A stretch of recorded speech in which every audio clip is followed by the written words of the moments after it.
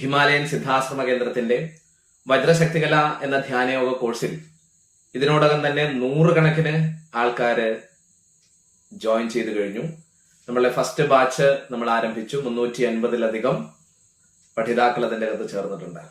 വജ്രശക്തികല എന്ന് പറയുന്നത് അതിപൗരാണികമായ ശിവകുണ്ഡലിനി യോഗം എന്ന വിദ്യയുടെ ആധുനിക കാല മനുഷ്യർക്ക് വേണ്ടിയിട്ടുള്ള ഒരു ഷോർട്ട് ഫോമാണ്, ഒരു ലഘുവായിട്ടുള്ള ഒരു പരിശീലന ക്രമമാണ്.